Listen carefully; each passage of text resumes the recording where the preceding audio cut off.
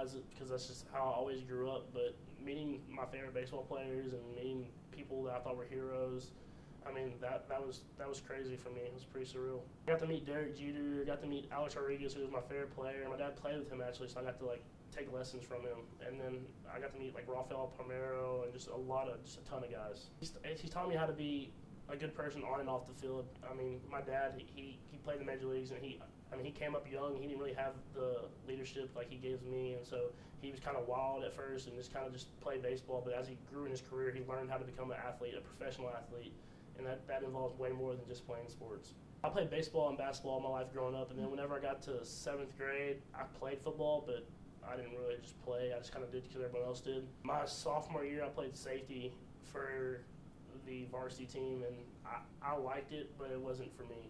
It wasn't until my junior year when I started varsity quarterback that I really just fell in love with it, and then it just grew from there. The hype and just the overall game, just being a quarterback, you're in control of a lot of things, and then you make big plays happen, and then you throw it to your receivers and they score touchdowns and stuff like that, and then you hear the crowd just go crazy.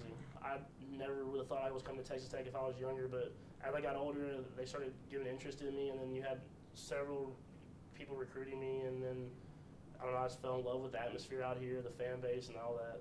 It's awesome. I mean, it was a dream of mine just to go to the next level and play the sports and getting to play football, and then the coaches' staffs, or both of the baseball and football coaches' staffs, let me play both. It's surreal, and I love it. But I think Texas maybe was my first start, and I mean, it was packed. I mean, they love to beat Texas out here, so it was packed, and that was great. I got knocked out early, but it was still an awesome experience to be in the Jones playing in front of these fans because they're crazy, they're wild, and I love them.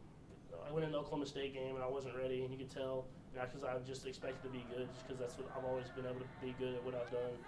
And so that was the biggest lesson for me, and knowing that I have to come out every single day and work hard and try to get better so I can, in order to stay at the top of the game. Just limiting turnovers, cutting out mistakes, and just becoming a better quarterback.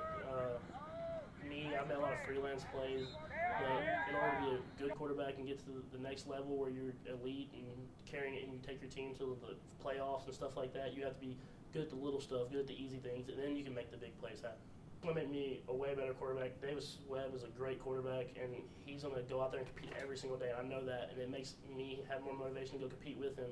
And, I mean, we compete in everything. We're still great friends. We know that whoever gets the starting jobs will win games, so we go out there and make each other better. It's to win the Big 12. I mean, that's the ultimate goal, and that's really my only goal. If I said it earlier, I mean, just when you're a quarterback, you don't even have to be really just a great quarterback. But if you win games, if you win championships, people think of you as great.